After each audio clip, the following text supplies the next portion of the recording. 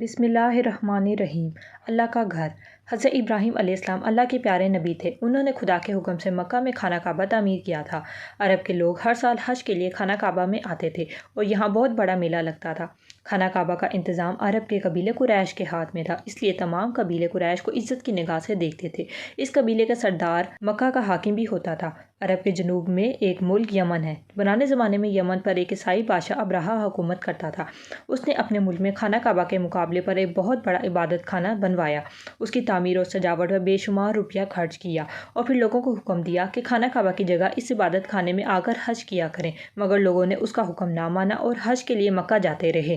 یہ دیکھ کر ابرہہ نے سوچا کہ جب تک خانہ کعبہ موجود ہے لوگ میرے بنوائے ہوئے عبادت خانے میں حج کے لیے نہیں آئیں گے۔ یہ سوچ کر اس نے خانہ کعبہ کو ڈھانے کا ارادہ کیا۔ اس نے بہت سی فوج جمع کی اور مکہ پر حملہ کر دیا۔ اس کی فوج میں ایک ہاتھی بھی تھا۔ اس ہاتھی پر ابرہہ کو بہت ناز تھا۔ یہ ہاتھی ایسا طاقتور تھا کہ موٹی سے موٹی دیوار کو ایک ہی ٹکر مار کر گرا دیتا تھا۔ ابرہہ کی فوج نے مکہ کے پاس پہنچتے ہی لوٹ مار مچا دی اور لوگوں کے اونٹ اور گھوڑے پکڑ کر لے گئے۔ اس میں کچھ اونٹ عبد المطلب کے بھی تھے جو اس وقت مکہ کے سردار تھے۔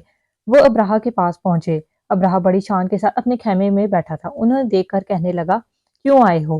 عبد المطلب نے کہا، آپ کے سپاہی میرے اونٹ پکڑ لائے ہیں، میں اس لیے آیا ہوں کہ میرے اونٹ واپس دلوا دیں۔ ابرہہ یہ سن کر بڑا حیران ہوا اور بولا، تمہیں معلوم ہے کہ میں تمہارے خانہ کعبہ کو ڈھانے کے ارادے سے یہاں آیا ہوں۔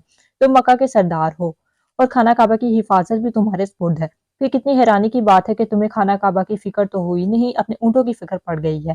یہ سن کر عبد المطلب نے جواب دیا، خانہ کعبہ میرا نہیں، خدا کا گھر ہے، مجھے اونٹوں کی فکر اس لیے ہے کہ وہ میرے ہیں، جو خانہ کعبہ کا مالک ہے وہ اس کی حفاظت کی فکر آپ کرے گا۔ ابرہہ نفرت اور حقارت سے ہنسنے لگا اور پھر اپنے سپاہیوں کو عبد المطلب کے اونٹ واپس کرنے کا حکم دیا۔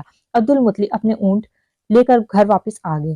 ابرہہ کے لشکر کا مقابلہ کرنا مکہ والوں کے بس کی بات نہیں تھی۔ وہ حیران تھے کہ کیا کریں اور کیا نہ کریں، مگر جو بات عبد المطلب نے ابرہہ کے سامنے کہی تھی وہ پورے یقین سے کہی تھی۔ وہ جانتے تھے کہ خانہ کعبہ اللہ کا گھر ہے اور اللہ اس کی حفاظت کا کوئی نہ کوئی بندوبست ضرور کرے گا۔ جب ابرہہ کا لشکر خانہ کعبہ کی طرف بڑھا تو عبد المطلب مکہ کے لوگوں کو سامنے لے کر خانہ کعبہ کے پاس ایک پہاڑی کے پیچھے چھپ گئے اور دیکھنے لگے کہ غیب سے کیا ظاہر ہوتا ہے۔ ابرہہ اپنی بھاری بھرکم ہاتھی پر سوار آگے تھا اور پیچھے اس کی فوج۔ وہ غرور کا پتلا یہ سمجھ رہا تھا کہ اب دنیا کی کوئی طاقت بھی خانہ کعبہ کو ڈھانے سے نہیں روک سکتی، مگر جب ہاتھی خانہ کعبہ کے قریب پہنچا تو رک گیا اور اس نے آگے بڑھنے سے انکار کر دیا۔ ابرہہ نے بہت کوشش کی مگر ہاتھی نے ایک قدم بھی آگے نہ بڑھایا۔ ایسا معلوم ہوتا تھا کہ جیسے زمین نے ہاتھی کے پاؤں پکڑ لیے ہیں۔ اس وقت آسمان پر ابابیلوں کے جھنڈ دکھائی دیے۔ ہر ابابیل نے 3 کنکریاں اٹھائی تھیں، ایک کنکری چونچ میں اور ایک پنجے میں۔ ابابیلوں نے یہ کنکریاں ابرہہ اور اس کی لشکر پر برسائیں، جس سے ابرہہ، اس کا ہاتھی اور تمام فوج ہلاک ہو گئی۔ اس طرح عبد المطلب کی یہ بات ثابت ہوئی کہ خانہ کعبہ اللہ کا گھر ہے اور وہی اس کی حفاظت کرے گا۔ یہی عبد المطلب ہمارے پیارے رسول حضرت محمد صلی اللہ علیہ وآلہ وسلم کے دادا تھے، اور جس سال ابرہہ نے حملہ کیا رسول صلی اللہ علیہ وآلہ وسلم کی پیدائش بھی اسی سال میں ہوئی تھی۔ شکریہ۔